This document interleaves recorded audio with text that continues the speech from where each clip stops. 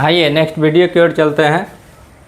वही same lesson है 3 number pair of linear equations into variable class 10 के लिए। आज का ये वीडियो नंबर 5 है। एक क्वेश्चन हम लिए हैं एक्सरसाइज 3.3 से क्वेश्चन नंबर 2। बोला गया है सॉल्व इतना इक्वेशन, 2 इक्वेशन दिया गया है, इसको सॉल्व करना है। पहला बात, सॉल्व का मतलब ही होता है एक्स और वाई का वैल्यू निकालिए। मतलब जो वेरिएबल दिया गया है, जिस वेरिएबल में इक्वेशन है उस वेरिएबल का वैल्यू निकालना है। ठीक है, जिस वेरिएबल में इक्वेशन है उस वेरिएबल का आपको वैल्यू निकालना है। तो यहाँ पे एक्स और वाई का वैल्यू निकालना है। ये नहीं बताया कि किस मेथड से बनाना है। ठीक है, ये बहुत अच्छा बात है कि ये नहीं बताया आपको कि किस मेथड से बनाना है। ठीक है, सिर्फ बोला सॉल्व करने के लिए। ठीक है, हम सॉल्व कर लेंगे। सॉल्व करने के बाद बोला गया एंड हैंस, HENC, हैंस मतलब after, and hence find the value of m का वैल्यू निकालिए। कहाँ से? For which y equal to mx plus c। एक स्टेटमेंट दिया गया है, मतलब एक एक्सप्रेशन दिया गया है या फिर एक इक्वेशन दिया गया है। तो इस इक्वेशन के अनुसार ये लोग लिखा है कि y equal to mx plus c को mx प्लस 3 दिया गया है। तो यहाँ से m का वैल्यू निकालिए। तो यहाँ पे 3 वेरिएबल है, एक वेरिएबल है, 2 वेरिएबल है, 3 वेरिएबल, मतलब 3 अननोन लेटर्स है। तो 2 तो हम लोग निकाल लेंगे। कहाँ से? ये सॉल्व करेंगे तो हमको y का भी वैल्यू मिल जाएगा, x का भी वैल्यू मिल जाएगा, कुछ नंबर मिल जाएगा। उस समय हम m का वैल्यू निकाल सकेंगे। तो पहले हमको क्या करना पड़ेगा? सॉल्व। पहले क्या करना पड़ेगा? सॉल्व। सॉल्यूशन में पहले इक्वेशन लिखते हैं 2x plus 3y equal to 11, equation number 1। और दूसरा है 2x minus 4y equal to minus 24, equation number 2। हम आप लोग को 3 मेथड बता दिए हैं इक्वेशन सॉल्व करने के लिए। आप कोई भी मेथड से बना लीजिए, कोई प्रॉब्लम नहीं है। ठीक है, या फिर यहाँ पे बोला सिर्फ सॉल्व बोला है, हम कोई मेथड नहीं भी यूज कर सकते हैं, हमारा मर्जी। तो अगर और कोई दूसरा तरीका है सॉल्व करने के लिए तो हम कर लेते हैं। देखिए ये 2x प्लस 3y है ना, तो यहाँ पे भी हम लिख देते हैं 2x प्लस 3y इक्वेशन 2 में। इक्वेशन 2 के नीचे क्या लिखे हैं? 2x plus 3y।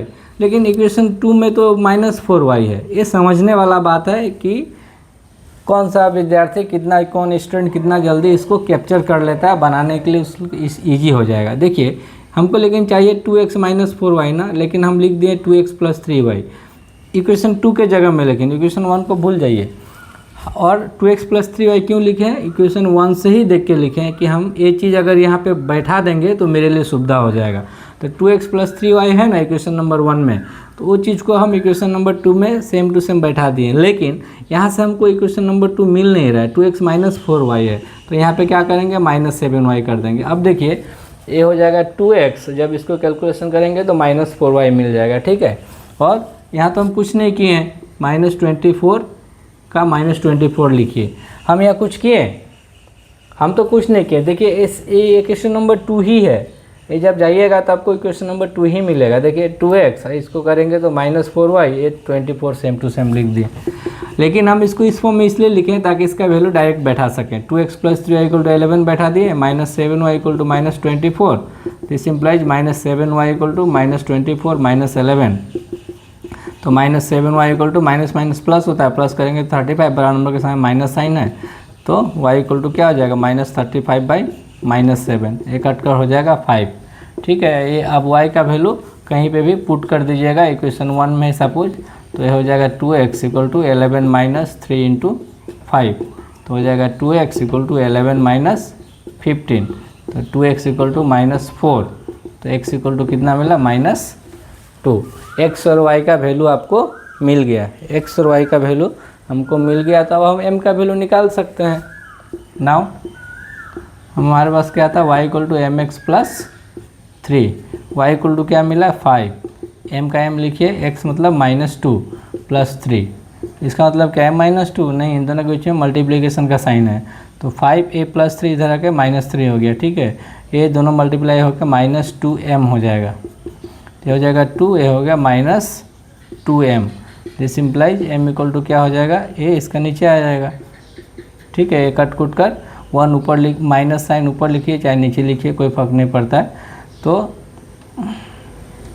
कन्फ्यूजन नहीं होना चाहिए। ठीक है, पहले भी बता चुके हैं कि अगर दोनों साइड सेम नंबर है तो उसका साइन को हम लोग चेंज कर सकते हैं। मतलब या फिर ऐसे सोचिए कि -2m को इधर ला दिए तो +2m हो गया, और ये 2 को उधर ले गए तो -2m हो गया, -2 हो गया। जैसे भी सोचिएगा, लेकिन सही तरीके से कीजिए। -2/2 हो जाएगा तो -1। तो m का वैल्यू क्या मिला हमारा? -1। पूरा वीडियो कवर किया है कि नहीं? थोड़ा नीचे वाला कवर नहीं किया है। तो m का वैल्यू क्या मिला हमारा? -1। फिर से बोलते हैं, ये जो हम किए हैं बढ़ाने का तरीका, अगर किसी को जल्दी आसानी से समझ में आ जा रहा है इस टाइप के क्वेश्चन, और भी जो हम कराएंगे ना, और भी तो यहाँ पे न्यूमेरिकल मिलेगा अभी, जिसमें कुछ सेंटेंस दिया गया उसके अनुसार इक्वेशन बनाना है फिर सॉल्व करना है, तो उसमें हम इस मेथड को और भी मतलब बनाते रहेंगे ताकि कुछ लोगों को समझ में आ जाए। और अगर समझ में नहीं भी आ रहा है, कैलकुलेशन में अगर स्लो हो रहा है, तो बाकी जो मेथड बताए हैं, substitution method, multiplication, cross multiplication method, elimination method, किसी भी बनाइए, इन सब तो आपका वही आएगा, खाली मेथड चेंज होगा। लेकिन आपका जो इच्छा हो, जो मेथड ईजी लगे उसी से बनाइएगा।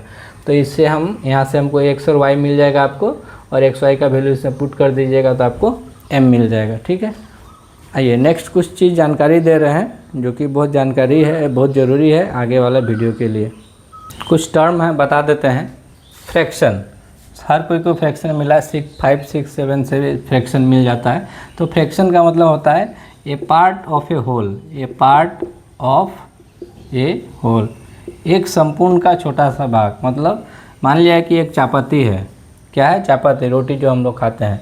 तो ये पूरा एक एज ए 1 होल चापाती है। इसको अगर हम पार्ट करते हैं, 3 पार्ट, सपोज इसको हम 3 पार्ट कर दिए, ठीक है, 1 पार्ट हुआ, 2 पार्ट हुआ, 3 पार्ट हुआ। तो इस पार्ट को हम लोग फ्रैक्शन में कैसे लिखेंगे? ये जो पार्ट है इसको हम लोग फ्रैक्शन में कैसे लिखेंगे? तो हमेशा याद रखिए, टोटल कितना पार्ट किए हम लोग? 3 पार्ट किए। टोटल को हमेशा नीचे लिखते हैं, और कितना पार्ट को मतलब हमको शो करना है? एक पार्ट को शो करना है, तो 1/3 होगा। तो ये क्या हुआ? ये फ्रैक्शन में लिखाया। किसका? ये जो एक पार्ट है उसको हम लोग फ्रैक्शन में लिखे हैं। इसलिए फ्रैक्शन का मतलब ही होता है a part of a whole, पूरा का संपूर्ण का एक पार्ट। अगर बोलेगा कि नहीं, 2 पार्ट को मतलब शो कीजिए, 2 पार्ट को नंबर में शो कीजिए या फिर फ्रैक्शन में शो कीजिए, तो क्या लिखेंगे हम लोग? 2/3। 3 टोटल पार्ट है, 1, 2, 3 टोटल पार्ट है। कितना पार्ट को शो करना है? 2 पार्ट को, तो 2/3। ठीक है, नॉर्मली लिखा जाता है any number written in the form of a/b is called fraction. a/b form में है तो वो फ्रैक्शन हुआ। हमेशा याद रखिएगा, नीचे वाला कभी भी 0 नहीं होगा। फ्रैक्शन में डिनोमिनेटर जो है कभी भी 0 आप नहीं लिख सकते हैं, ये वैलिड नहीं है। फ्रैक्शन का मतलब a/2। फ्रैक्शन का 2 पार्ट होता है, क्या क्या? फ्रैक्शन में 2 पार्ट हुआ ना, एक ऊपर वाला पार्ट हुआ, एक नीचे वाला पार्ट हुआ। फ्रैक्शन 2 पार्ट हुआ, तो ऊपर वाला पार्ट को हम लोग बोलते हैं न्यूमेरेटर, न्यूमेरेटर, याद रखिएगा। न्यूमेरेटर, नीचे वाला पार्ट को बोलते हैं डिनोमिनेटर। याद नहीं रहेगा दोनों में से कौन क्या है, तो डी से डाउन होता है, डी से डाउन, तो डी से डिनोमिनेटर, इसलिए नीचे वाला डिनोमिनेटर होगा, ऊपर वाला न्यूमेरेटर होगा। ठीक है, ये फ्रैक्शन के बारे में जान गए, फ्रैक्शन के बारे में बता दिए थोड़ा बहुत। अब आते हैं और 2 चीज़ देख लीजिए, कम्प्लीमेंट्री एंगल्स। जैसे ही कम्प्लीमेंट्री एंगल्स बोले हैं, इसका मतलब एक एंगल का तो बात हो नहीं रहा है, या तो 2 एंगल का होगा या फिर उससे ज़्यादा का होगा। और सप्लीमेंट्री एंगल्स, यहाँ भी एंगल्स है, मतलब 2 एंगल होगा या फिर उससे ज़्यादा होगा। तो उससे ज़्यादा का बात नहीं है, कॉम्प्लीमेंट्री एंगल्स 2 एंगल्स मिलकर ही बनता है। अगर 2 एंगल का सम, ठीक है, सम ऑफ 2 एंगल इज 90 डिग्री। अगर 2 एंगल का सम 90 डिग्री होता है तो उसको कॉम्प्लीमेंट्री एंगल बोलते हैं। और सम ऑफ 2 एंगल इज 180 डिग्री। अगर 2 एंगल का सम अगर 180 डिग्री होता है तो उसको हम लोग सप्लीमेंट्री एंगल्स बोलते हैं। कॉम्प्लीमेंट्री एंगल्स मतलब सम ऑफ 2 एंगल इज 90 डिग्री। जैसे एग्जांपल के तौर में क्या हो जाएगा, 30 + 60, 30 + 60 ये कॉम्प्लीमेंट्री एंगल्स होगा।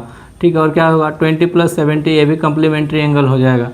ठीक है, अब एक क्वेश्चन है कि कोई एक ऐसा एंगल बता सकते हो जो दोनों एंगल सेम है और कॉम्प्लीमेंट्री भी होगा, तो उसका आंसर होगा 45 डिग्री + 45 डिग्री = 90 डिग्री। देखिए ये दोनों 45 डिग्री जो है कॉम्प्लीमेंट्री एंगल्स भी है और दोनों एंगल सेम भी है। तो कॉम्प्लीमेंट्री एंगल्स के बारे में आप समझ गए। कोई भी दो एंगल का सम अगर 90 डिग्री हो रहा है तो वो कॉम्प्लीमेंट्री एंगल होगा। ठीक है, अब बात आता है सप्लीमेंट्री एंगल। कोई भी दो एंगल का सम अगर 180 डिग्री हुआ तो वो सप्लीमेंट्री एंगल होगा। जैसे 30 डिग्री 150 डिग्री हो तो 180 डिग्री हो जाएगा। जैसे एक होगा 100 डिग्री प्लस एक होगा 80 डिग्री तो भी 180 डिग्री हो जाएगा। तो जो अगर दो एंगल का सम अगर 180 डिग्री होता है तो दोनों एंगल को हम लोग सप्लीमेंट्री एंगल्स बोलते हैं। तो कॉम्प्लीमेंट्री एंगल्स क्या है, सप्लीमेंट्री एंगल्स क्या है, आपको क्लियर हो गया। इसमें कन्फ्यूजन नहीं होएगा क्योंकि आगे इसके ऊपर क्वेश्चन बनेगा। उसी तरह जैसे दो सेम एंगल जो सप्लीमेंट्री हो वो क्या होगा 90 प्लस 90।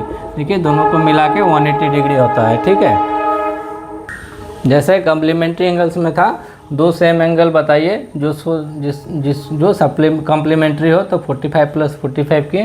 उसी तरह दो सेम एंगल बताइए जो सप्लीमेंट्री हो तो 90 प्लस 90, देखिए 180 डिग्री हुआ। और एक चीज़ बता देते हैं राइट एंगल ट्रायंगल के बारे में। राइट एंगल ट्रायंगल किसको बोलते हैं, हम पहले बोले हैं कि मेरा जो यूट्यूब चैनल है उसमें आप जाइएगा तो ट्रिग्नोमेट्री बताए हैं, और ट्रिग्नोमेट्री जानने के लिए राइट एंगल ट्रायंगल बहुत ज़रूरी है, तो बहुत बढ़िया से उसको डिस्कस कर दिए हैं। ठीक है, फिर भी हम यहाँ पे बता देते हैं राइट एंगल ट्रायंगल किसको बोलते हैं। कोई ऐसा ट्रायंगल जिसका 1 डिग्री 90 डिग्री हो उसको राइट एंगल ट्रायंगल बोलते हैं। कोई ऐसा ट्रायंगल जिसका 1 डिग्री 90 डिग्री हो वो राइट एंगल ट्रायंगल करते हैं। तो ये राइट एंगल ट्रायंगल है, 90 डिग्री है। इसका जो अपोजिट साइड होता है 90 डिग्री उसको हाइपोटेन्यूज बोलते हैं। ठीक है, और नीचे वाले को बेस बोलते हैं, और ये आपका परपेंडिकुलर बोलते हैं इसको, और अल्टीट्यूड भी बोलते हैं, हाइट भी बोलते हैं, कुछ भी बोलते हैं। तो देखिए ट्रायंगल में तीनों एंगल का सम कितना डिग्री होता है, 180 डिग्री होता है। ट्रायंगल का फॉर्मूला है ना, sum of the 3 angles of a triangle is 180 degree. तो तीनों एंगल का सम 180 डिग्री होता है। लेकिन बोला गया ये खुद अकेले 90 है, ये खुद 90 है, तो ये दोनों एंगल का सम कितना होगा, ये दोनों एंगल का सम मिला के कितना होगा 90 होगा। अगर ये दोनों एंगल का सम अगर 90 है तो ये दोनों एंगल क्या होगा, कॉम्प्लीमेंट्री एंगल्स होगा। ठीक है, तो कुछ चीज़ है जो याद करके रखना है। क्या क्या,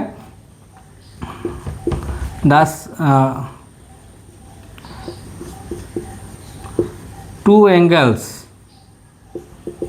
in a right triangle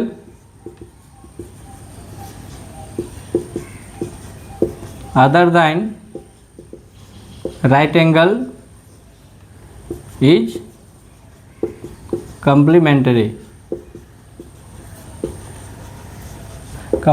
angles. Right angle triangle में राइट एंगल को छोड़ के बाकी जो दो एंगल है वो दोनों एंगल कॉम्प्लीमेंट्री एंगल्स होगा। ठीक है, क्यों, क्योंकि दोनों एंगल मिला के 90 डिग्री होगा, क्योंकि ये दोनों 90 डिग्री हो जाएगा, ये भी 90 डिग्री, तब सब तीनों मिला के 180 डिग्री हो जाता है। ठीक है, ये इतना ज़रूरी नहीं है लेकिन ये दोनों चीज़ बहुत ज़रूरी है। अभी नेक्स्ट क्वेश्चन में हमको जरूरत पड़ेगा। ठीक है, आइए नेक्स्ट क्वेश्चन देखते हैं। एक्सरसाइज नंबर 3.5 से है। क्वेश्चन नंबर 2 का 1 बोला गया, for which value of A and B will the following pair of linear equations have an infinite number of solution। a और b का क्या होगा वैल्यू, या फिर किस वैल्यू के लिए ये जो नीचे में पेयर ऑफ लिनियर इक्वेशन दिया गया, will the following pair of linear equation, ये जो नीचे में पेयर ऑफ लिनियर इक्वेशन दिया गया है, पेयर मतलब 1 पेयर, सिंपली पेयर मतलब क्या 1 पेयर, 1 पेयर का मतलब क्या होता है 2। तो 2 इक्वेशन जो दिया गया है उसमें a और वैल्यू, a और b का वैल्यू क्या होगा, एक कंडीशन दिया गया है, have an infinite number of solution. ये जो 2 इक्वेशन दिया गया है इसका इनफाइनाइट नंबर ऑफ सॉल्यूशन होगा। तो इनफाइनाइट नंबर ऑफ सॉल्यूशन का कंडीशन क्या है, हम लोग अभी 3 कंडीशन ऑलरेडी वीडियो नंबर 3 में हम लोग सीख चुके हैं, और फिर भी बताएंगे, अभी बता रहे हैं तो रिकॉल तो होगा ही। तो इनफाइनाइट बोला गया इसका इनफाइनाइट नंबर ऑफ सॉल्यूशन है, तो ए और बी का वैल्यू निकालिए। तो सबसे पहले क्या बोले थे, इक्वेशन लिखिए 3x ये हुआ इक्वेशन नंबर 1, और a minus B X plus a minus B Y equal to 3a plus B minus 2 equation number 2। तो बात है ये तो हमको इक्वेशन नंबर 2 हमको बड़ा सिंपल लग रहा है, ऐसा हम सीखे हैं। ये वाला सही है क्या, हाँ सही है। ये भी देखिए x एक ही जगह है, x एक ही जगह है, किसके साथ, a माइनस बी के साथ, ख़त्म। दूसरा term a minus B Y, ये भी एक साथ है, और बाकी जो बचा है उसमें x y नहीं है, मतलब वेरिएबल कुछ ऐसा नहीं है। जैसे 2 वेरिएबल में x और y वेरिएबल में, ए भी और x y वेरिएबल में हुआ, ये भी इक्वल का उस तरफ c है, इक्वल का उस तरफ भी c है। तो हम क्या बोले थे कि जब भी A1 B1 C1 A2 B2 C2 लिखने का समय जरूरत पड़ेगा उस समय सभी को स्टैंडर्ड फॉर्म में लिखना है, मतलब एक तरफ लाके सब एक तरफ लाके सजा के लिख देना है। लेकिन फिर बात एक बोले थे, जैसे A1/A2 लिखने का जरूरत पड़ेगा और जैसे अनुपात जब लिखने का बारी आएगा C1/C2 जब लिखिएगा तो या तो C को उस तरफ रखिए या फिर इस तरफ रखिए। रखना है तो दोनों को एक ही तरफ रखिए या फिर दोनों को लेफ्ट हैंड साइड रखिए या फिर दोनों को राइट हैंड साइड में रखिए, लेकिन दोनों को सेम में रखना पड़ेगा। तो आपका वैल्यू अल्टीमेटली सेम ही आएगा अगर दोनों एक साथ है, एक साइड में है। तो यहाँ पे देख रहे हैं 7 भी राइट हैंड साइड में है, A भी राइट हैंड साइड में है, तो उसको ऐसे ही रहने देंगे। लेकिन कब, जब हमको सिर्फ अनुपात लिखना हो तब, सेपरेट सेपरेट अगर वैल्यू लिखना हो तब कब ये गलत हो जाएगा, उस समय आपको सबको एक तरफ लाना पड़ेगा, तभी जाके आप C का वैल्यू लिखिएगा। ठीक है, नाउ यहाँ से क्या हो जाएगा A1 क्वेश्चन में तो ऑलरेडी दे चुका है क्या, इनफाइनाइटली मेनी सोल्यूशन। तो 4 infinite number of solution, infinite number of solution,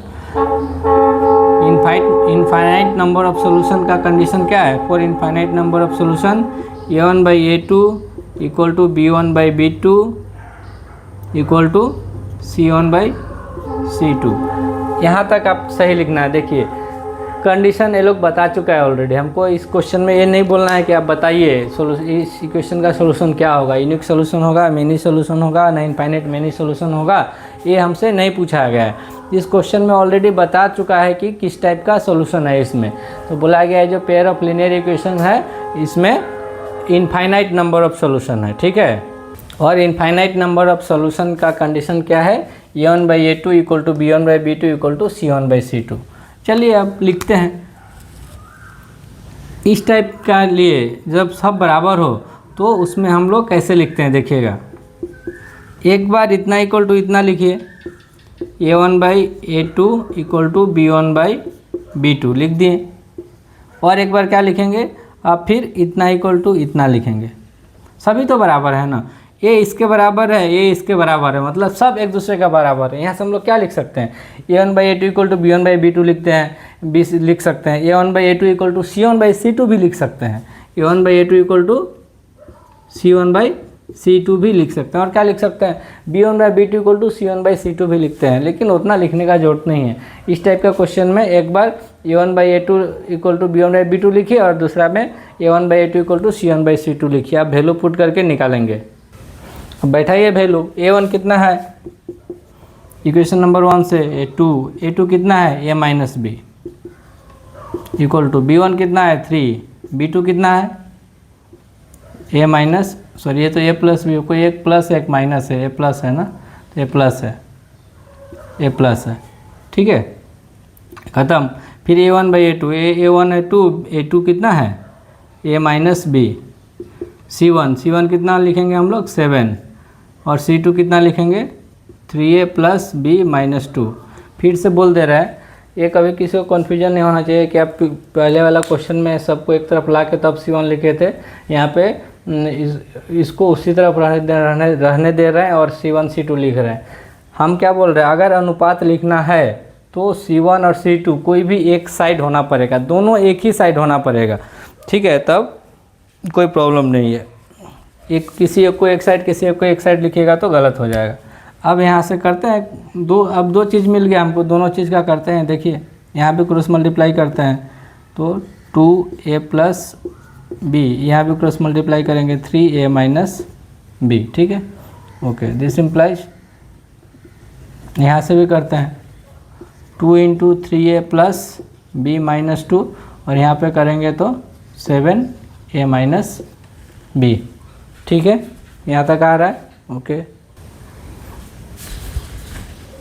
देखिए अभी मल्टीप्लाई कीजिए 2A प्लस 2B हो जाएगा 3A-3B, और इस तरफ में क्या है, ये हो जाएगा 6A प्लस 2B-4, ये हो जाएगा 7A-7B।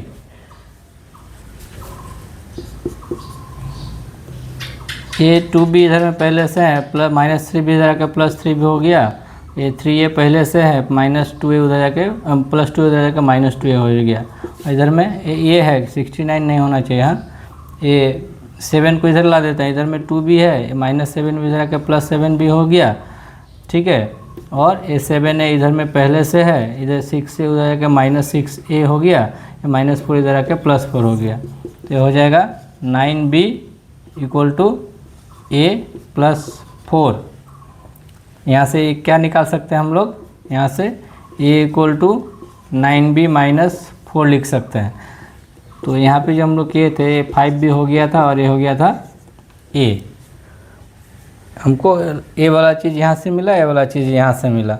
अब देखिए a = 5b है ना, तो ये जो इस a = 5b है यहाँ पुट कर देते हैं, a = 5b पुट कर दिए, इधर में 9b - 4, तो -4 इधर आके +4 हो गया, ये 9b - 5b, this implies 4 = 9b - 5b 4b, तो दिस इम्प्लाइज b = 4/4 = 1।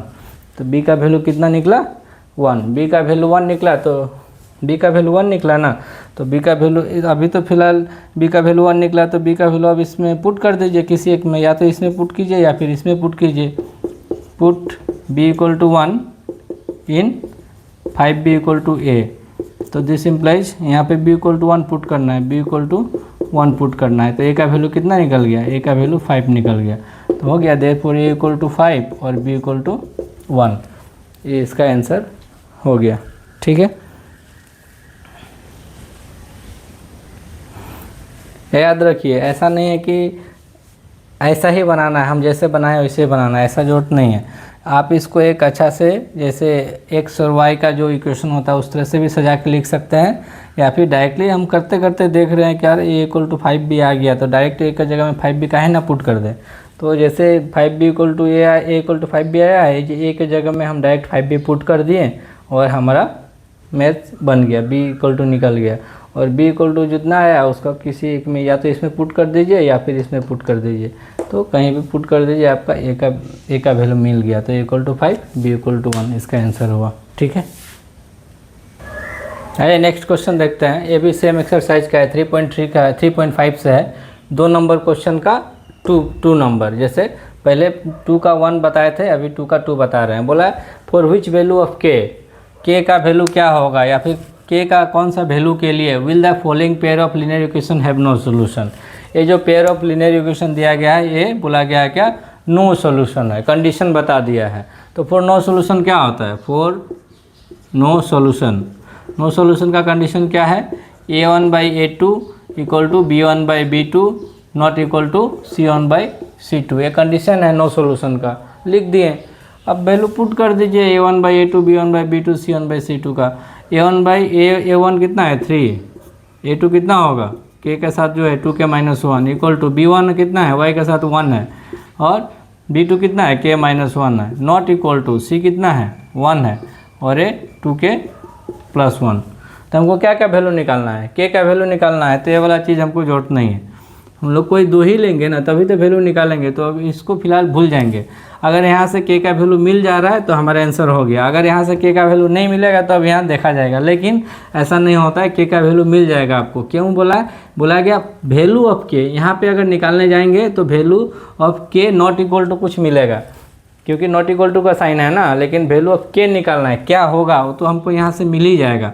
तो ये दोनों का यूज करके हम लोग k का वैल्यू निकालेंगे, 2k - 1 = 1/k - 1, क्रॉस मल्टीप्लाई कर देते हैं, 3 से k - 1 मल्टीप्लाई हुआ और 1 से 2k - 1 मल्टीप्लाई हुआ, तो हो जाएगा 3k - 3 और ये हो जाएगा 2k - 1, हो गया तो ख़त्म। ये 2k इधर आके क्या हुआ -2k, ये -1 है, ये +3 जाके -3 उधर जाके +3 हो गया, तो 3k से 2k गया तो 1k बचा, माइनस प्लस माइनस होता है, 3 से 1 गया तो 2, बड़ा नंबर के सामने प्लस साइन है तो प्लस रह गया, तो हो गया देयरफॉर k = कितना मिला 2।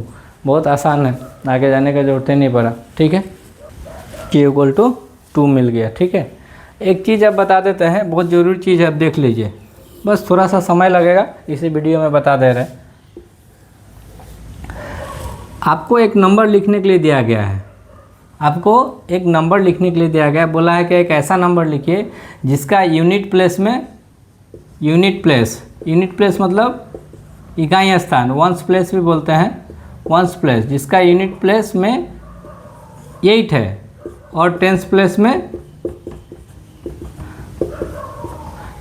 में 9 है, तो हम नंबर क्या लिख देंगे, 9 8 हो गया, यूनिट प्लेस में 8 हो गया, 9 टेंस प्लेस में 9 हो गया 98। आंसर क्या मिला, 98।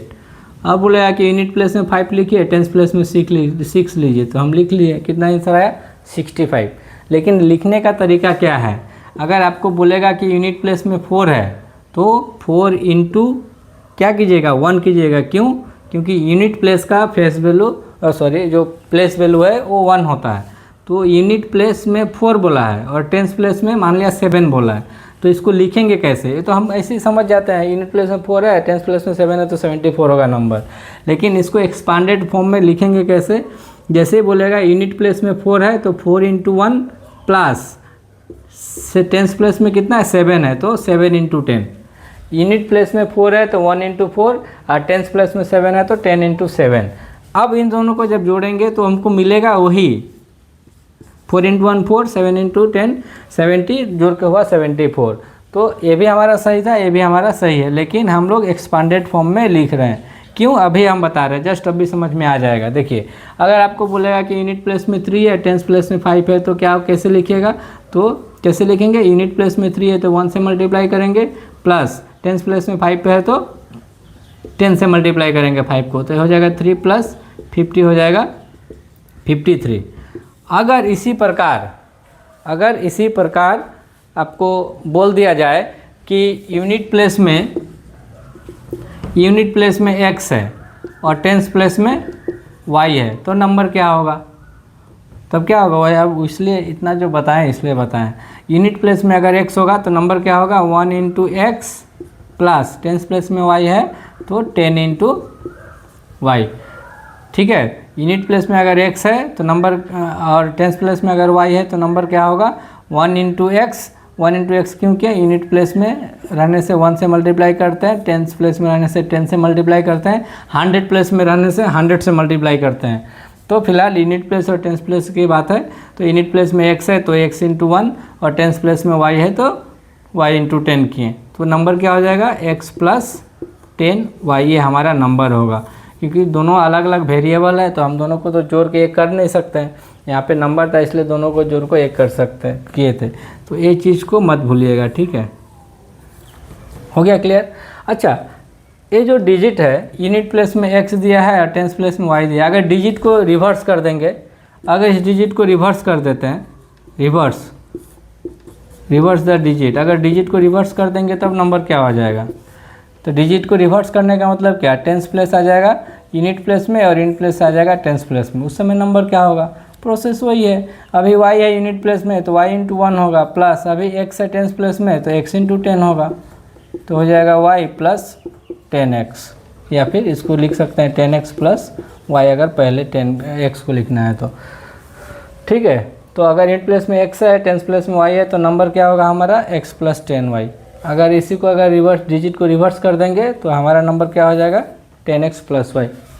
फिलहाल जब मैथ्स बताएंगे उस समय और भी इसके बारे में बताएंगे, फिलहाल आप देख लीजिए, इसको अभी यहीं पे स्टॉप करते हैं नेक्स्ट वीडियो के लिए।